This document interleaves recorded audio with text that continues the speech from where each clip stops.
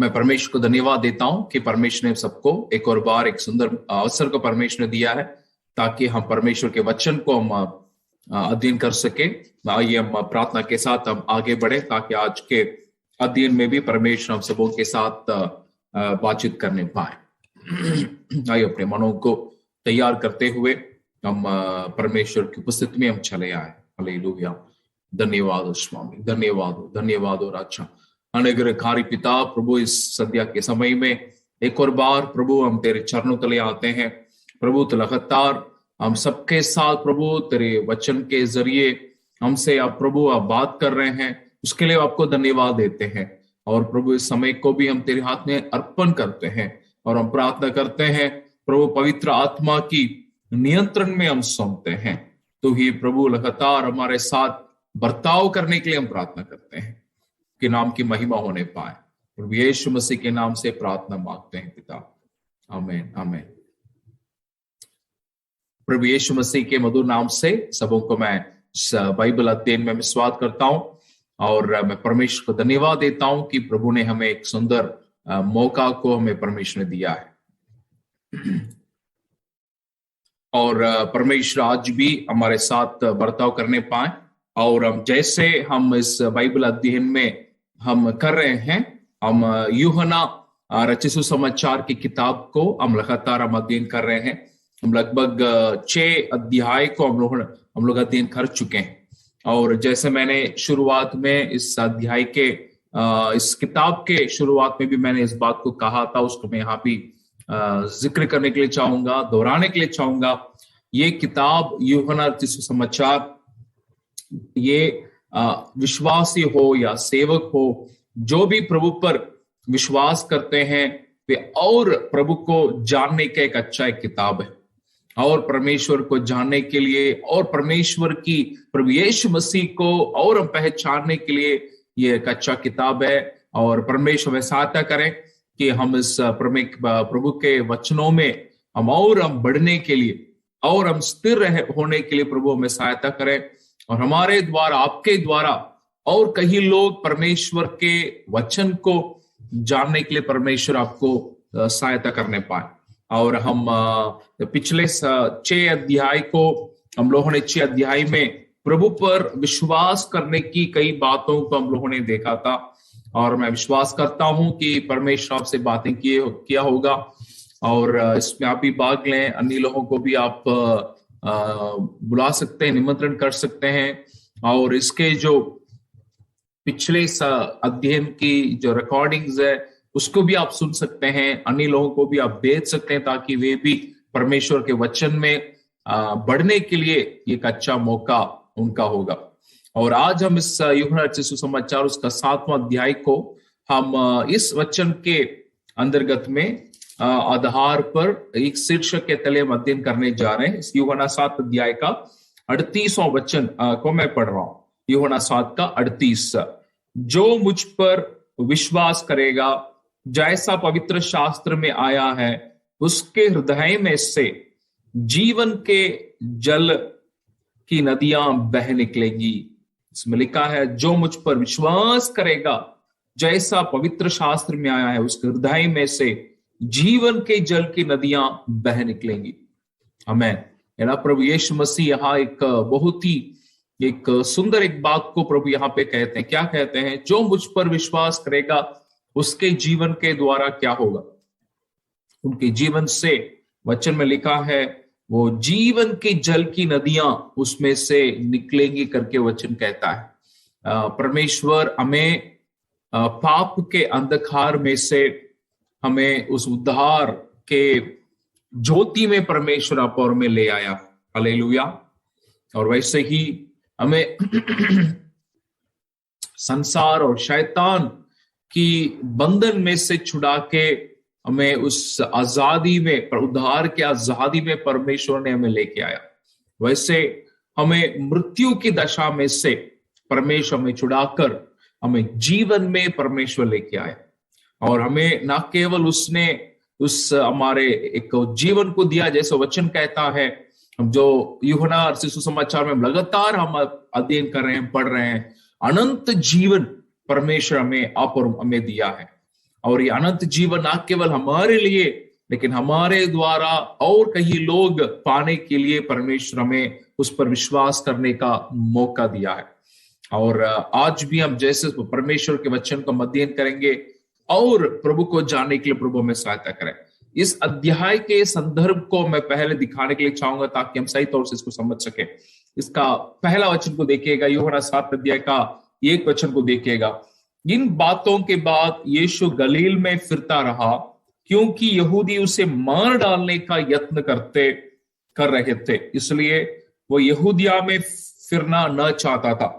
यहूदियों का झोपड़ियों का पर्व निकट था, इसलिए उसके भाइयों ने उससे कहा, यहां से यहूदिया को जा कि जो काम तू करता है उन्हें तेरे चेले वहां भी देखें। यहां हम प्रभु यीशु मसीह गलील में आया करके, गलील में फिरता हुआ सेवा क्या करके इस अध्याय की शुरुआत में अब देख सकते हैं। कई जगहों में प्रभु जरूर अपने वचन को सिखाया, लेकिन प्रभु यीशु मसीह के सेवकाई को अगर आप ध्यानपूर्वक अगर आप पढ़ेंगे चारों सुसमाचार की किताबों में, एक बात को आप देख सकते हैं, ज्यादातर प्रभु यीशु मसीह गलील में रह के, गलील के किनारे उसी आसपास के उन इलाकाओं में सबसे ज्यादा उन्होंने सेवा किया। और इसलिए उनके चेलों में से भी कई लोग गलीली या गलील के रहने वाले थे। और यहाँ उस संदर्भ को आप देख सकते हैं, वहां प्रभु यीशु मसीह वहां पे सेवा करने के लिए आता है और उनके भाइयों के साथ एक वार्तालाप होते हुए वहां पे आप देखते हैं। जैसे वचन में आप देखते हैं दूसरा अध्याय में, दूसरा वचन में, यहूदियों का झोपड़ियों का पर्व निकट था। इस पर्व को हमें समझना जरूरी है। वैसे ही ताकि हम जो 38 वचन में हमने जो वचन को हमने पढ़ा था ना, कि जो मुझ पर विश्वास करेगा, जैसा पवित्र शास्त्र में आया, उसके हृदय में से जीवन की जल की नदियां बह निकलेंगी। इस वचन को प्रभु कहने का कारण और इस पर्व का बातों को हमें समझने की जरूरी है ताकि इस वचन की गहराई की बातों को हम समझ सके। ये झोपड़ियों का पर्व को इजराइल के लोग, यहूदी लगातार इसको मानते थे, इसको वे इसको वे करते थे। ये झोपड़ियों का पर्व क्या है? जब परमेश्वर ने यहूदियों को यानी इजराइलियों को मिस्र देश के गुलामी में से छुड़ाकर उन्हें कनान देश की ओर जब परमेश्वर लेके आया, और उस यात्रा में वे झोपड़ियों में रहा क्या करते थे। जहां कहीं भी वे यात्रा किए, मरुभूमि में जहां कहीं भी वे रहे, वहां झोपड़ियां बनाकर वहां पे वे रहा करते थे। फिर जैसे परमेश्वर ने उन्हें अगुवाई किया, चलाया, वे वहां से निकल पड़ते थे। और उस यात्रा के दरमियान कई जगहों में वे कई प्रकार के जरूरतों में वे पाए गए, और उन हर जरूरत में जहां उनको पानी का जरूरी पड़ा, खाना का जरूरी पड़ा, है ना, इन सारे बातों में परमेश्वर ने ही उनके जरूरतों को पूरा किया। हालेलुया, है ना। उस 40 साल के उस यात्रा में, उस मरुभूमि के यात्रा में, जहां उनको मूसा ने जरूर उनको अगुवाई किया, लेकिन उनको अगुवाई सही में करने वाला और उनको छुड़ाने वाला और उनकी उस यात्रा में उनके जरूरतों को पूरा करने वाला कौन था? खुद परमेश्वर ये था। हालेलुया। वैसे ही आपके जीवन में भी जो परमेश्वर ने आपके मिस्र रूपी उस पाप के बंधन से छुड़ाकर, इस संसार की रीति रिवाज में से आपको छुड़ाकर, और संसार और शैतान के बंधन से आपको छुड़ाकर, मृत्यु के बंधन से आपको छुड़ाकर, जो परमेश्वर ने ज्योति में ले आया, जो उद्धार में ले आया, जो परमेश्वर अपने जीवन को आपके दिया, आपके जीवन की इस यात्रा में जो परमेश्वर अपने स्वर्ग की ओर, परमेश्वर अपने राज्य की ओर आपको अगुवाई कर रहा है, उन यहूदियों के समान आपकी इस यात्रा में भी परमेश्वर ही खुद आपकी जरूरतों को पूरा करने वाला है। हालेलुया, है ना। वही परमेश्वर है। और उस बात को कि परमेश्वर जहां पानी नहीं था उनको परमेश्वर ने पानी दिया। खास तौर से उन दो बातों को हम झोपड़ियों में रहा क्या करते थे मरुभूमि में, और जब कभी हमें जरूरतें हमें हमारे जीवन में आई, खास तौर से जब पानी का जरूरत हमें आया, समझ सकते हैं रेगिस्तान मरुभूमि की यात्रा कैसा रहा होगा। परमेश्वर ने ही उस प्रावधान परमेश्वर के द्वारा हुआ, इसे याद करने के लिए वे इस झोपड़ियों का पर्व को वे मनाते थे। साल में एक बार लगभग 8 दिन, वे 7 दिन वे झोपड़ियों में रहा करते थे। 8वां दिन उस पर्व का आखिरी दिन था और इस प्रकार वे मनाया करते थे। तो इस बात को ना भूलिए। तो उसी पर्व में जाने के लिए प्रभु यीशु मसीह के भाई लोग, है ना, कई बार हम सोचते हैं कि प्रभु का कोई भाई बहन नहीं था, लेकिन वचन कहता है प्रभु को और भी भाई थे। यानी प्रभु यीशु मसीह का जन्म जब हुआ यूसुफ और मरियम को, तब वो उसका बच्चा नहीं था, वो शादीशुदा भी नहीं थी, कुंवारी थी। कुंवारी के पेट से यीशु ने जन्म लिया। लेकिन उसके बाद मरियम को, यूसुफ को और बच्चे हुए। तो उन भाइयों के साथ इनका बर्ताव, और वो कह रहे हैं ये झोपड़ियों का जो पर्व, जो यहूदियों का सबसे बड़ा पर्व है, प्रभु यीशु आपको जाना है वहां पर, ताकि आप अपने आप को लोगों को दिखा सके। देखिए लोग वो क्या क्या कह रहे हैं, 4 वचन का भी देखिएगा। 3 में उन्होंने कहा ताकि तेरे चेले भी वहां आपको देखे। 4 वचन में वो कहते हैं क्योंकि ऐसा कोई ना होगा जो प्रसिद्ध होना चाहे और छिप कर काम करे। यदि तू ये काम करता है तो अपने आप को जगत पर प्रकट कर, ये उनका कहना है। अभी मैं आगे इस संदर्भ के अंतर्गत में से यीशु मसीह पर विश्वास करने का मतलब यीशु को सही तौर से जानना। तो वो कौन है, उसे उन बातों को यहां मैं दिखाने के लिए चाहता हूं। क्योंकि अगर आप पूरे अध्याय को पढ़ेंगे, लोगों के मन में कई प्रकार का विचार है। कुछ उदाहरणों को, कुछ वचनों को मैं दिखा के मैं आगे बढ़ने के लिए चाहूंगा। यहां इस बात को भी देखिएगा। उस अध्याय का अगर आप 25वां वचन को अगर आप पढ़ेंगे, तब कुछ यरूशलेम वासी कहने लगे, क्या यह वही नहीं जिसे मार डालने का प्रयत्न किया जा रहा है? लोगों के अंदर कई प्रकार का विचार है। और अगर आप इन कई वचनों को अगर आप इसमें आप पढ़ेंगे, 20वां वचन को आप देखिएगा, 20 को देखिएगा। लोगों ने उत्तर दिया, तुझ में दुष्ट आत्मा है, कौन तुझे मारना डालना चाहता है? लोगों के अंदर कई प्रकार का विचार है। अगर आप और भी वचनों को मैं आगे में दिखाऊंगा, लोग कहते हैं भिन्न भिन्न बातों को यीशु के बारे में लोग कहते हुए आप इस अध्याय में आप देख सकते हैं। लोगों के अंदर एक सही प्रकार का एक विश्वास। वैसे ही अगर आप 12 वचन को भी अगर आप देखिएगा, और लोगों में उसके विषय में चुपके चुपे बहुत सी बातें हुई। कुछ कहते थे वो भला मनुष्य है, कुछ कहते थे नहीं वो लोगों को भरमाता है ना। यहाँ देखिए, कुछ लोग कह रहे हैं कि वो भला है, कुछ लोग कह रहे हैं कि वो लोगों को भरमा रहा है। लोगों के अंदर यीशु के प्रति कई प्रकार का विचार है। 40 वचन को भी देखिए, तब भीड़ में से किसी ने ये बातें सुनकर कहा, सचमुच यही वो भविष्यद्वक्ता है। दूसरों ने कहा ये मसीह है, परंतु कुछ ने कहा क्यों, क्या मसीह गलील से आएगा? तो आप समझ सकते हैं इस वचन में लोगों के अंदर, इस अध्याय में देख सकते हैं लोगों के अंदर सफाई से उनके पास ये सच्चाई उनके पास नहीं है। वे नहीं जान रहे हैं कि यीशु सही में कौन है ना। कुछ लोग बोल रहे हैं भविष्यद्वक्ता है, कुछ लोग बोल रहे हैं मसीह है, कुछ लोग बोल रहे हैं कि इसमें दुष्ट आत्मा है, कुछ लोग कहते हैं कि वो भला मनुष्य है, कुछ लोग कहते हैं कि वो भरमाता है ना। यीशु मसीह के पास बारे में लोगों के अंदर सही विचार नहीं है।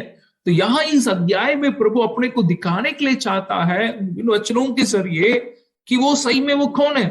इन वचनों को हम जानने के द्वारा हम प्रभु को और हम जान सकते हैं। और जैसा यूहन्ना 7 का 37 और 38 में जो बातें लिखी है, ऐसे विश्वास करने वाले विश्वासियों के द्वारा क्या होगा, प्रभु क्या करेगा, उसे भी मैं आखिरी में मैं दिखाने के लिए चाहूंगा। सबसे पहले एक बात को मैं दिखाने के लिए चाहूंगा, आप स्क्रीन में भी, आप स्लाइड में भी आप देख सकते हैं, ताकि इन वचनों को आप लिख भी सकते हैं, आगे भी आपके लिए अध्ययन के लिए ये लाभदायक रहेगा। मैं पहला विषय जो टाइमिंग ऑफ गॉड या परमेश्वर का समय को मैं दिखाने के लिए चाहता हूं। प्रभु कौन है, यीशु मसीह कौन है जो परमेश्वर के समय के अनुसार काम करने वाले। उस 7 अध्याय का 6 वचन को भी देखिएगा, क्योंकि 4 वचन में उनके भाइयों ने कहा, अभी तुम इस झोपड़ियों के पर्व में जाकर अपने आप को प्रकट कर, अपने आप को दिखा। 5 वचन में, क्योंकि उसके भाई भी उस पर विश्वास नहीं करते थे, लेकिन वो इन बातों को बोलने लगे। तब यीशु ने क्या उत्तर दिया, 6 वचन को ध्यान से सुनिए, देखिए। तब यीशु ने उनसे कहा, मेरा समय अभी तक नहीं आया, परंतु तुम्हारे लिए यह सब समय है। यीशु क्या कहता है, मेरा समय अभी तक नहीं आया। अगर आप याद करेंगे, हम पहले भी हम उस बात को हमने पढ़ा था, उस यीशु मसीह के पहला आश्चर्य कर्म के बारे में, यूहन्ना सुसमाचार के 2 अध्याय में हमने इस बात को पढ़ा था। अगर आपको याद होगा, उस 2 अध्याय अगर आप देखिएगा, 4 वचन को देखिएगा, 2 अध्याय के 4 वचन, यीशु ने उनसे कहा, मरियम से कहता है, हे महिला, मुझे तुझसे क्या काम, अभी मेरा समय नहीं आया। वहां भी यीशु क्या कहता है, अभी मेरा समय नहीं आया। यहां भी यीशु क्या कहता है, क्योंकि उसके, तब यीशु ने उनसे कहा, मेरा समय अभी तक नहीं आया। यानी यीशु परमेश्वर के समय के अनुसार वो काम करने वाला है। कई बार आपके अंदर ये विचार उठने का संभावना है कि क्यों देर लग रही है, या क्यों ये बातें मेरे विचार के अनुसार, मेरी अपेक्षा के अनुसार, या इस समय क्यों नहीं होता है ना। कई बार हम क्या हो जाते हैं, हमारे अंदर एक उतावली एक होती है ना, हम चाहते हैं कि हम अभी तुरंत ये बातें होना है। लेकिन परमेश्वर कैसा हो, क्या कहता है, मेरा समय अभी तक नहीं आया है। मेरे प्रियो, परमेश्वर आपके जीवन में जो कार्य करने के लिए चाहता है, वो उसे अपने समय में करने के लिए आप अपने आप को अर्पण करें, परमेश्वर को अनुमति दें। हालेलुया, उसी में आशीष है ना। ये हम चाहते हैं कि हमारे समय में वो काम करें, लेकिन हम इस बात को हमें समझने की जरूरत है, यीशु पर सही तौर से विश्वास करने वाला कौन है, जो ये जानता है कि वो अपने समय पर काम करने के लिए, परमेश्वर यीशु अपने समय पर, परमेश्वर के समय पर काम करने के लिए मुझे अर्पण करना है, उसके लिए अनुमति देना है। हमें हड़बड़ी हमें नहीं करना है, हमें उतावली में हमें नहीं होना है, हमें बाट जोड़ने की जरूरी है। हे प्रभु, आप अपने समय में मेरे जीवन में अपने तरीके से काम करिए। हालेलुया, उसमें आप परमेश्वर के बड़े आशीष को आप देख सकते हैं। सही में विश्वास करने वाले का चिन्ह यही है। तो क्या है, परमेश्वर का समय के लिए इंतजार करने। आप सबको लाजर के कहानी को या उस बात को आप जानते हैं, है ना। मरियम और मार्था और लाजर की बात को आप जानते हैं। और लाजर की मृत्यु का होने के पहले ही यीशु के पास वो खबर आ गया था कि वो बीमार है, और बीमार है करके जाने के बाद, और वो मरने वाला है, इसे भी यीशु जानता है। तो भी यीशु ने इंतजार किया, 1 दिन नहीं, 2 दिन नहीं, 4 दिन। उसके बाद यीशु जाता है, जब तक वो जाता है देरी हो जाती है। अब जाते होंगे, वहां लाजर मर जाता है, मर जाता है। लेकिन उस घटना में हम क्या देखते हैं, यीशु ये कहता है, इसलिए ये बातें हुई ताकि लाजर के जीवन के द्वारा परमेश्वर की महिमा हो। हालेलुया, यानी परमेश्वर का समय, परमेश्वर की देरी परमेश्वर की महिमा का कारण ठहर सकता है, परमेश्वर की महिमा का कारण ठहरेगा। हालेलुया, वहां ना केवल लाजर को यीशु मसीह ने जिंदा किया, वहां कई लोगों के अंदर, आसपास के लोगों के अंदर, वहां कई लोग, वहां पर बड़े बड़े भीड़ वहां पर इकट्ठा है, उनके अंदर भी उस आश्चर्य कर्म को देखने के लिए, यीशु पर विश्वास करने के लिए एक मौका वहां पे हो गया। हालेलुया। ये परमेश्वर का समय है, इसलिए हम कभी जल्दीबाजी में नहीं कर रहे हैं। परमेश्वर के समय के लिए ठहरे रहना, उसके लिए हम जो परमेश्वर ने जो समय नियुक्त किया उस वहां तक हमें बाढ़ जो होना, इंतजार करना जरूरी है। हालेलुया। क्या आप उस प्रकार परमेश्वर के समय के लिए आप इंतजार करने के लिए आप तैयार हैं? आपके जीवन में जो भी बातें बीत रही हैं, परमेश्वर ये कहने के लिए चाहता है, मैं तुम्हारे जीवन में मेरे समय के अनुसार, मेरे तरीका के अनुसार अपने कार्य को करके तुम्हारे जीवन के द्वारा मैं अपने महिमा को दिखाने के लिए, प्रकट करने के लिए चाहता हूं। हालेलुया। अगर आप विश्वास करेंगे, आपके जीवन के द्वारा परमेश्वर अपनी महिमा को प्रकट करेगा। हालेलुया। मैं दूसरे एक विषय को भी यहां में दिखाने के लिए चाहूंगा आगे। पहले हमने परमेश्वर के समय के बारे में हमने देखा, दूसरा परमेश्वर की शिक्षा के बारे में इस वचन में अब देख सकते हैं। उसी 7वां अध्याय का 16 और 17 पद को मैं पढ़ रहा हूं। मैं 14 से मैं पढ़ इस वचन को पढ़ूंगा, उचित रहेगा। जब पर्व के आधे दिन बीत गए तो यीशु मंदिर में जाकर उपदेश करने लगा। तब यहूदियों ने चकित होकर कहा, इसे बिना पढ़े विद्या कैसे आ गई? यीशु ने उन्हें उत्तर दिया, मेरा उपदेश मेरा नहीं परंतु मेरे भेजने वाले का है। इस वचन को पहले मैं समझा के मैं आगे बढ़ने के लिए चाहूंगा।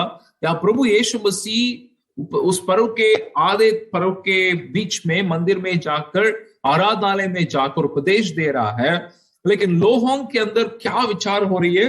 वो क्या कहते हैं? जैसे बिना पढ़े विद्या कैसे आ गई? यीशु मसीह के शिक्षा के ऊपर वे शक कर रहे हैं। कारण क्या है? वहां उनके रीति रिवाज के अनुसार यहूदी धर्म गुरुओं के थले पढ़ा हुआ या शिक्षा पाया हुआ व्यक्ति यीशु न रहा। वहां अगर किसी को धर्म गुरु बनना है, को किसी को वहां सिखाने वाला होना है, उन्हें उस आराधनालय के जो गुरु होते हैं उनके तले उनको शिक्षा प्राप्त करना अनिवार्य था। यीशु उस प्रकार शिक्षा प्राप्त नहीं किए। यहां लोग यीशु के शिक्षा में गलती को कोई कुछ पा नहीं पा रहे। अगर नहीं अगर हो तो वो कहते होंगे, वे कह सकते थे कि इसकी शिक्षा में गलती है। नहीं, वो तो आश्चर्य कर रहे हैं, ऐसा शिक्षा, ऐसा कैसा शिक्षा दे पा रहा है। बस ये उनके अंदर ये विचार उठ रही है, तो क्या इससे बिना पढ़े विद्या कैसे आ गई? कहां से ये बातों को सीख लिया, जबकि ये बहुत पढ़ा लिखा नहीं है। बहुत आश्चर्य की बात है। लेकिन 17 वचन को अगर आप देखिएगा, अभी 16 वचन को भी देखिएगा। यीशु ने उन्हें उत्तर दिया, मेरा उपदेश मेरा नहीं परंतु मेरे भेजने वाले का है। हालेलुया। इसका मतलब यीशु मसीह क्या कहते हैं? ये विद्या, ये शिक्षा मेरे भेजने वाले पिता परमेश्वर से मैंने इसे प्राप्त किया है। ये यीशु पर विश्वास करने वालों के जीवन में भी इस आशीष को वे पा सकते है ना। यीशु जैसे कहता है, यीशु के बारे में भी हम यहां देख रहे हैं, यीशु के ऊपर विश्वास करने वालों के जीवन में वो क्या करता है उसे भी हम यहाँ पे देख रहे हैं। यीशु कौन है? जो अपने भेजने वाले के उपदेश को सिखाने वाला, जिससे लोग आश्चर्य कर रहे हैं, है ना। आप प्रेरितों के काम में यीशु मसीह के चेले, खासतौर से यूहन्ना और पतरस के बारे में लोग इसी बात को कह रहे थे। क्या कह रहे थे? ये तो अनपढ़ गवार है।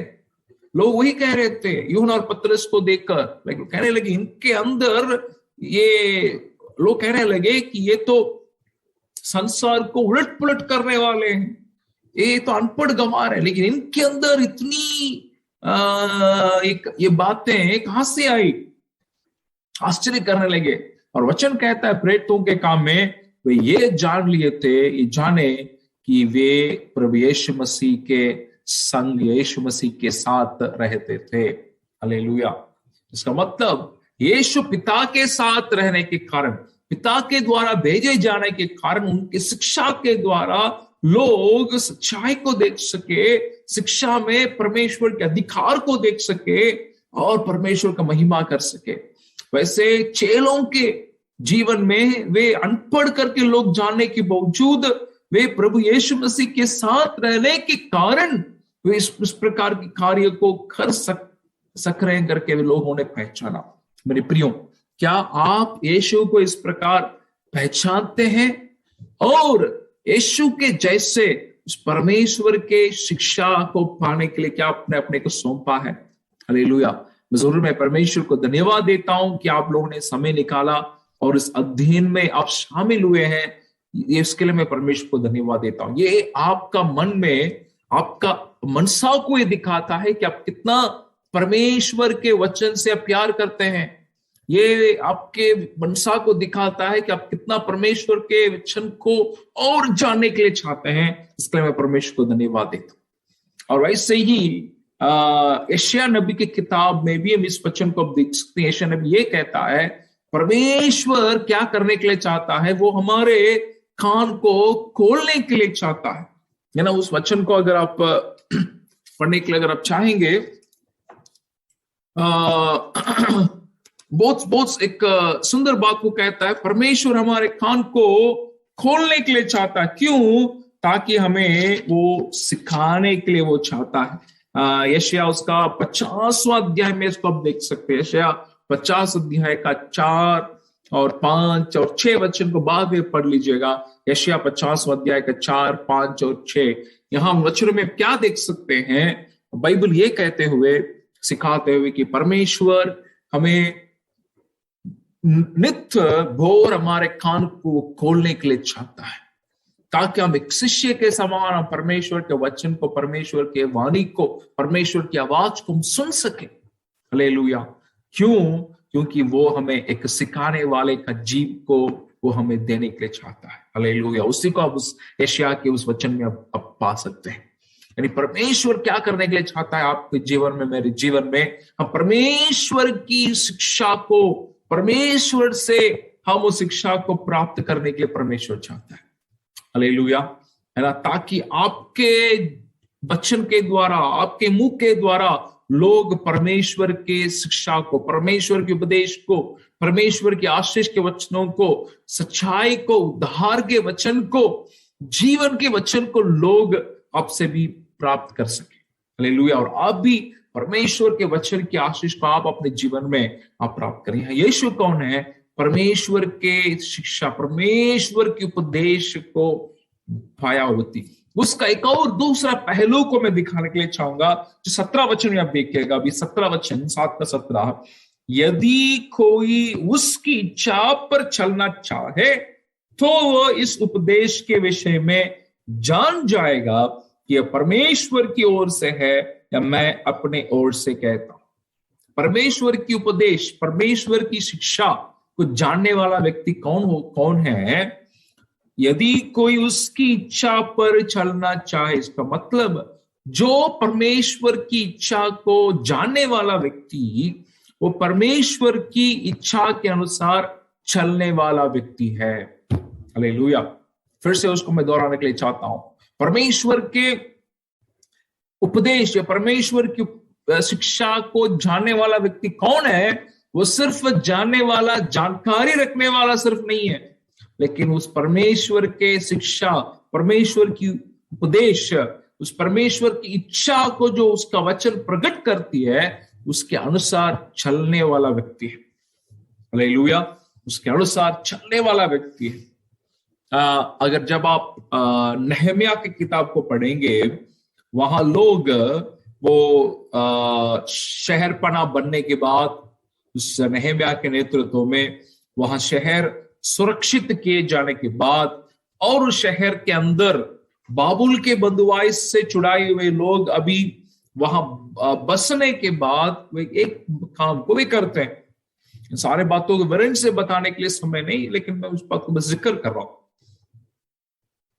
लोग क्या करते हैं? तुरंत वे परमेश्वर के वचन को पढ़ने के लिए, सुनने के लिए चाहते, बहुत एक अच्छा उनके अंदर एक इच्छा, एक प्यास होने लगा, मैं परमेश्वर के वचन को हमें सुनना है। तो वो किसको बुलाते हैं? इजरा नामक एक नबी को वे बुलाते हैं, इजरा नामक नबी को, और उससे कहते हैं आप हमें परमेश्वर के वचन को सुनाइए। क्यों मैं इसके बारे में सोचने लगा, इतने सारे लोग होने के बावजूद इजरा को वे क्यों बुला रहे थे? वहां कारण क्या है?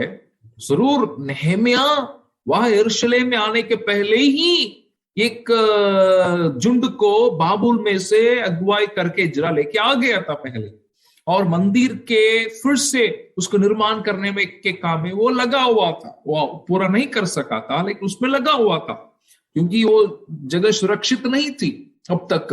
अभी नेहमिया आने के कारण शहर पनाह बनाकर वो सुरक्षित किया गया, जिस कारण अभी वो मंदिर सही से जैसे वो बढ़ सका आगे जाकर। इजरा को क्यों बुलाते हैं? इजरा नबी की किताब में इस बात को आप देख सकते हैं। इजरा नबी कौन था उसके बारे में वचन हमें ये गवाही देती है, वो परमेश्वर के वचन को पढ़ने और उसको अर्थ को समझ लेने और उसके अनुसार चलने के लिए अपने हृदय को, अपने मन को जो सौंपा हुआ व्यक्ति था। हालेलुया। इजरा नबी का वो गवाही है, सुंदर गवाही है। यीशु परमेश्वर के वचन को पढ़ने, उसके अर्थ को जान लेने और उसके अनुसार चलने के लिए अपने मन को लगाया हुआ व्यक्ति था। हालेलुया, है ना। उस इजरा नबी के अनुसार ही आप और हम परमेश्वर के वचन को जानने के लिए, भली बात ही समझने के लिए, उसके अनुसार चलने के लिए परमेश्वर हमें सहायता कर देगा, है ना। परमेश्वर की शिक्षा पाया हुआ व्यक्ति का लक्षण वही है जो परमेश्वर के द्वारा सिखाए जाने के लिए परमेश्वर के बाट जो हैगा। सबसे पहला विषय में परमेश्वर के समय पूरा होने के लिए बाट जोड़ने वाला, दूसरा परमेश्वर उससे बातें करने के लिए परमेश्वर की उपदेश, शिक्षा, वचन, उसका वाणी, उसकी आवाज को पाने के लिए भी बाट जोड़ता है, और उसके अनुसार परमेश्वर की इच्छा के अनुसार वो चलने वाला व्यक्ति है। हालेलुया, है ना। मैं विश्वास करता हूं कि परमेश्वर आपसे बात कर रहा है। तीसरा एक विषय को मैं कहने के लिए चाहता हूं, और भी कौन है? वो परमेश्वर का भेजा गया। यीशु अपने बारे में इन बातों को प्रकट करते हैं कि मैं कौन हूं? मैं परमेश्वर के द्वारा भेजा गया। 7 अध्याय का 27 वचन को भी देखिएगा, 27 और 28 को। यहां मैं 26 को भी मैं पढ़ रहा हूं। परंतु देखो, वो तो कुल्लम कुल्ला बातें करता है और कोई उससे कुछ नहीं कहता। क्या सरदारों ने सच सच जान लिया कि यही मसीह है? इसको तो हम जानते हैं कि ये कहां का है। यीशु के बारे में वो लोग कह रहे हैं, परंतु मसीह जब आएगा तो कोई ना जानेगा कि वो कहां का है। तब यीशु ने मंदिर उपदेश देते हुए पुकार के कहा, तुम मुझे जानते हो और यह भी जानते हो कि मैं कहां का हूं। मैं तो आपसे नहीं आया, परंतु मेरा भेजने वाला सच्चा है, उसको तुम नहीं जानते। 29 वचन को भी मैं पढ़ रहा हूं। मैं उसे जानता हूं क्योंकि मैं उसी की ओर से हूं और उसी ने मुझे भेजा है। 29 वचन को मैं वहां नहीं लिखा, लेकिन उसको भी आप लिख लीजिएगा, क्योंकि ही सबसे महत्वपूर्ण है। मैं उसे जानता हूं क्योंकि मैं उसी की ओर से हूं और उसी ने मुझे भेजा। यीशु मसीह कौन है? जो पिता परमेश्वर के द्वारा भेजा हुआ है। हालेलुया, है ना। वो कहता है कि उसी ने मुझे भेजा। 33 और 34 को भी यहां देखिए, वो कहता है, इस पर यीशु ने कहा, मैं थोड़ी देर तक और तुम्हारे साथ हूं, तब अपने भेजने वाले के पास चला जाऊंगा। तुम मुझे ढूंढोगे परंतु नहीं पाओगे, और जहां मैं हूं वहां तुम नहीं आ सकते। यीशु कौन है? पिता के द्वारा, पिता परमेश्वर के द्वारा भेजा गया। पहले ही हमने यूहन्ना 3 अध्याय में इस वचन को हम देख चुके हैं, जिस वचन को हम जानते हैं कि परमेश्वर ने जगत से ऐसा प्रेम किया कि उसने क्या किया? अपने इकलौते पुत्र को, प्रभु को संसार में भेजा, ताकि लोग उस पर विश्वास करें, और जो कि उस पर विश्वास करे वे नाश ना हो बल्कि अनंत जीवन पाए। हालेलुया। संसार पर परमेश्वर प्रेम करने के कारण लोगों के उद्धार के लिए भेजा हुआ प्रभु यीशु मसीह। और यीशु क्या कहता? मैं परमेश्वर के द्वारा मैं भेजा गया हूं। और वो ना केवल वो भेजने वाले की बात को कहता है, वो कहता है उस 34 में, तुम मुझे ढूंढोगे परंतु नहीं पाओगे, जहां मैं हूं वहां तुम नहीं आ सकते। किसके बारे में कहा गया है? जो यीशु पर विश्वास नहीं करते। लेकिन यीशु पर जो विश्वास करने वाले चेलों से यीशु ने क्या कहा? यीशु ने ये कहा, जहां मैं जा रहा हूं तुम वहां आओगे। और क्योंकि यीशु ने कहा, मैं इसलिए मैं जा रहा हूं पिता के पास, ताकि मैं तुम्हारे लिए जगह को मैं तैयार कर सकूं, वापस आके तुम्हें वहां में ले जा सकूं।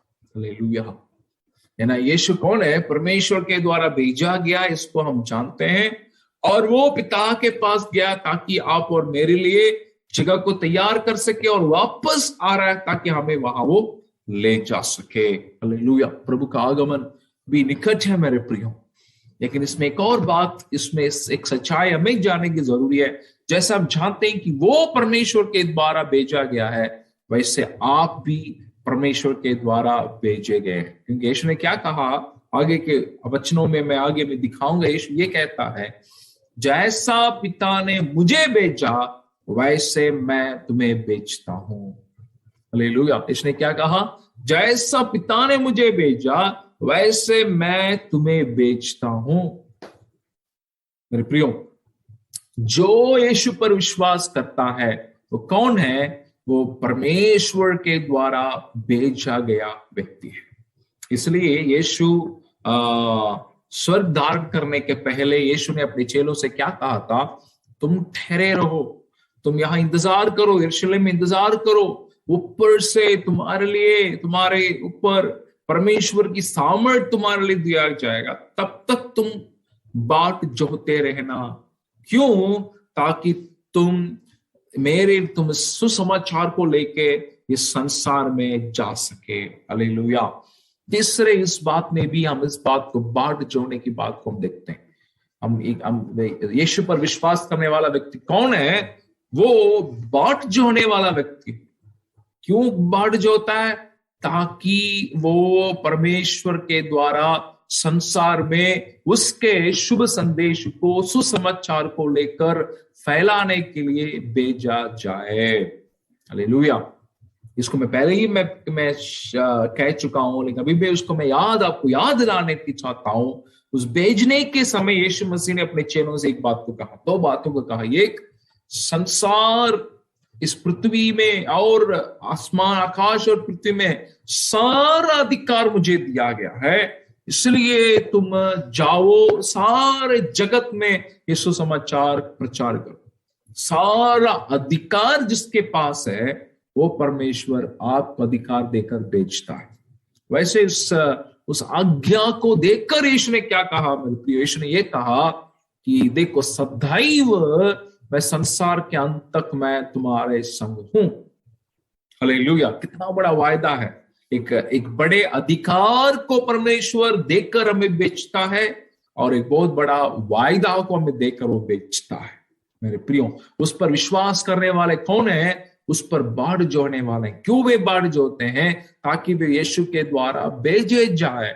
और जब वे भेजे जाते हैं, वो कैसे भेजे जाते हैं? वो सारा अधिकार रखने वाले के अधिकार के साथ भेजे जाते हैं, और सदैव उनके संग रहने वाले यीशु के साथ होकर वे भेजे जाते हैं। हालेलुया। कितना बड़ा एक आशीष आप और मेरे जीवन में है ना। परमेश्वर, यीशु कौन है? परमेश्वर के द्वारा भेजा गया। आप और मैं, हम कौन है?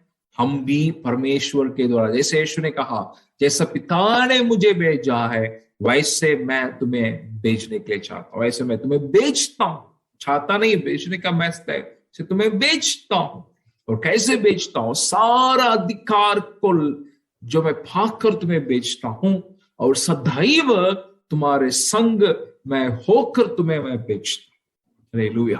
क्या आप यीशु मसीह के द्वारा भेजा जाने के लिए तैयार? इसका मतलब क्या है? जहां कहीं भी है वहां हम यीशु के लिए, हम वहां होने के लिए बुलाए गए। आगे एक और बात को मैं दिखाने के लिए चाहता हूं। चौथा, ये क्या है? परमेश्वर की आत्मा। वो आखिरी इस वचन को हम देख सकते हैं 37 से 39 तक। अब देखिएगा, पर्व के अंतिम दिन, जो मुख्य दिन है, यीशु खड़ा हुआ और पुकार कर कहा, यदि कोई प्यासा हो तो मेरे पास आए और पिए। जो मुझ पर विश्वास करेगा, जैसा पवित्र शास्त्र में आया है, उसके हृदय में से जीवन की जल की नदियां बह निकलेंगी। उसने यह वचन पवित्र आत्मा के विषय में कहा, जिससे उस पर विश्वास करने वाले पाने पड़ते, क्योंकि आत्मा अब तक न उतरा था, क्योंकि यीशु अब तक अभी महिमा को न पहुंचा था। क्या है चौथी बात? क्या है? परमेश्वर की आत्मा, यीशु अपने चेलों के लिए वायदा किया कि मैं उसे भेजूंगा। ये जीवन का जल की नदी वही है। हालेलुया, वो वचन वही कहता है ना।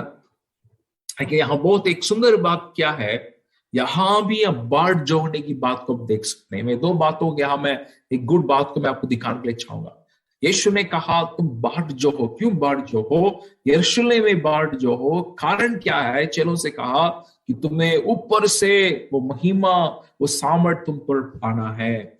और जब वे बाढ़ जो है, उन्होंने क्या अनुभव किया? प्रेरितों की किताबें पढ़ते हैं, 1 और 2 अध्याय में वे पवित्र आत्मा के सामर्थ को उन्होंने पाए। हालेलुया, वो जीवन की नदी को उन्होंने पाया, वो उनके हृदय में से बहते निकलने लगी। हालेलुया।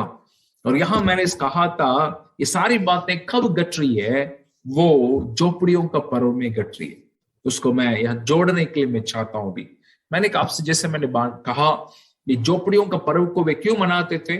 वे मिस्र में से छुड़ाए जाकर कनान तक पहुंचने की उस यात्रा को याद करके, जहां मरुभूमि में झोपड़ियों में रहा करते थे, और उस मरुभूमि में परमेश्वर ने हमारे जरूरतों को पूरा किया। हमारा सबसे बड़ा जरूरत पानी था, उसे परमेश्वर ने दिया। उससे याद करने के लिए, इन बातों को याद करने के लिए वो 7 दिन की झोपड़ियों का पर्व को वे मनाते थे। उसी संदर्भ में भी 8वां दिन में यीशु इस बात को कहता है। क्या कह रहा है? यदि कोई प्यासा हो तो मेरे पास आए और पिए। यहां लोग उस 7वें दिन के उस झोपड़ी के पर्व में, उस मरुभूमि में परमेश्वर के द्वारा दिया हुआ, उसके प्यास बुझाया गया उस पानी के बारे में सोचकर स्मरण कर रहे हैं। लेकिन अब यीशु कह रहा है, मैं अब तुम्हारे लिए एक पानी में देने के लिए चाहता हूं।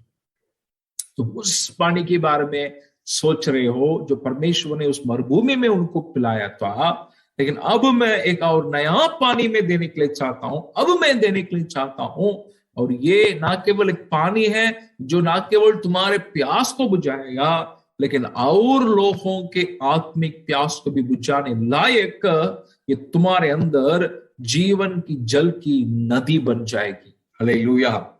अभी आप समझ रहे हैं यीशु क्यों उस पर्व के समय में इस वचन को यीशु वहां सिखा रहा है ना। जब वे परमेश्वर के द्वारा किए हुए उस उद्धार, उस मिस्र देश में से किया हुआ छुटकारा को, और उनकी उस मरुभूमि की यात्रा, और परमेश्वर के प्रावधान, वो प्यार पानी उनको पिलाया जाना, उन बातों को स्मरण कर रहे हैं उस समय। और उससे आगे वे परमेश्वर के उद्धार, यीशु मसीह के द्वारा मिलने वाला उद्धार, और यीशु मसीह के द्वारा मिलने वाला उस पवित्र आत्मा की जीवन की जल की नदी उनको याद दिलाया जा रहा है। वैसे प्रियो, आपको भी परमेश्वर इस सच्चाई को हमें इसलिए याद दिला रहा है ताकि आपके जीवन से भी ये जीवन की जल की नदी, पवित्र आत्मा की नदी आप में से होकर बहने पाए।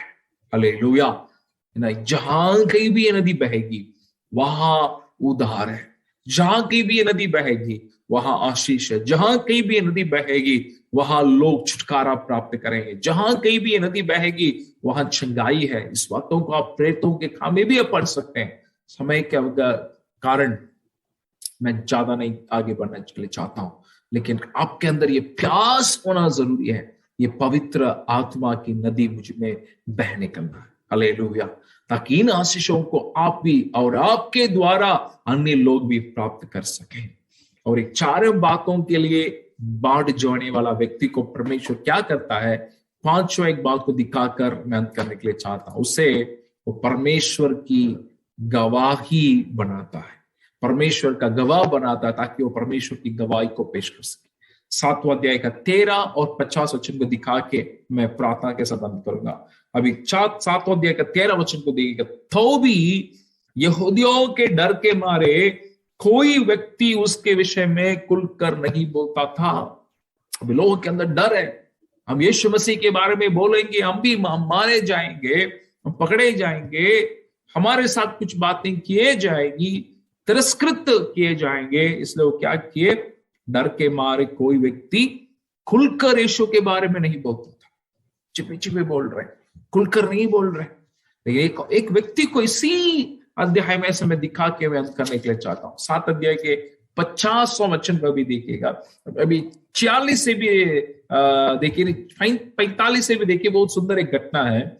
सिपाहियों को वे भेजे थे फरिसियों ने यीशु को पकड़ने के लिए, मारने के लिए। यहां तक वो सिपाही अभी लौट कर आ रहे हैं। वचन को भी देखिएगा। तब सिपाही प्रधान याजकों और फरिसियों के पास लौट आए। उन्होंने उनसे कहा, तुम उसे क्यों नहीं लाए? सिपाहियों ने उत्तर दिया, किसी मनुष्य ने कभी ऐसे बातें नहीं की। सिपाही को मारने के लिए भेजे, यीशु की शिक्षा से उपदेश को ये सिपाही लोग सुनकर इतना आश्चर्य करने लगे कि वे मारना तो छोड़िए, पकड़े भी नहीं, आकर तो उनके बारे में अच्छे बातें बोल रहे हैं।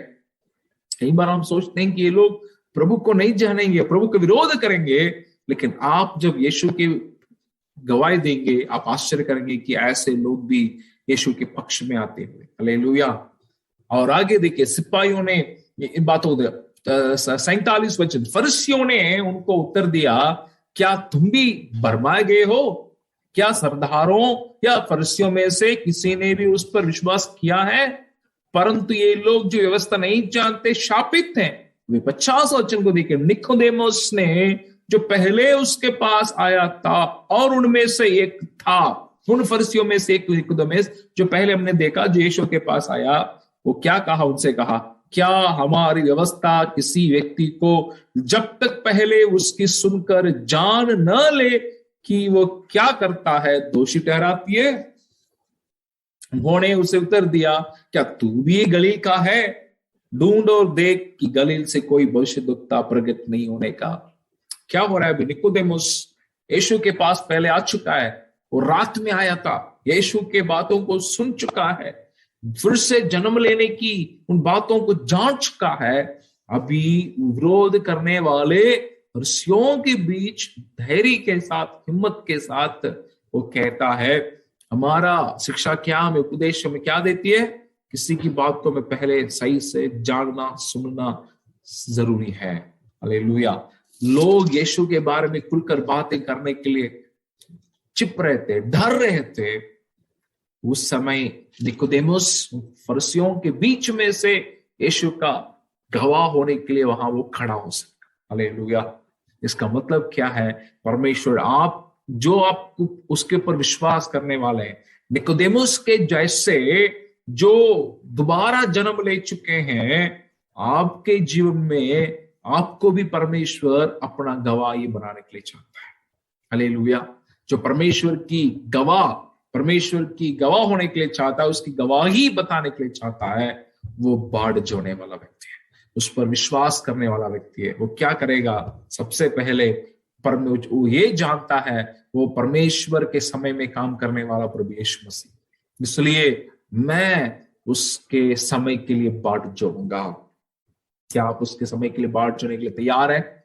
और वो परमेश्वर की शिक्षा, परमेश्वर के वचन को सीखने के लिए बाट जोड़ने वाला व्यक्ति है, परमेश्वर के द्वारा सिखाए जाने के लिए, और ना केवल शिक्षा प्राप्त करने के लिए, उसके अनुसार चलने के लिए, उसकी इच्छा के अनुसार चलने के लिए, उस वचन के अनुसार चलने के लिए अपने को अर्पण करे।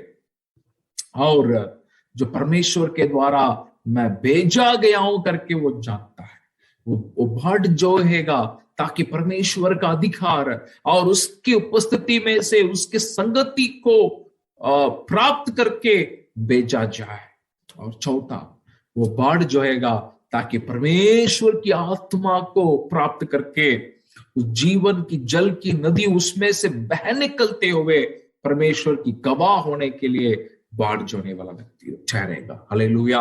अगर आप विश्वास करेंगे आपके अंदर ये होना जरूरी है। यदि कोई प्यासा हो तो मेरे पास आकर पिए।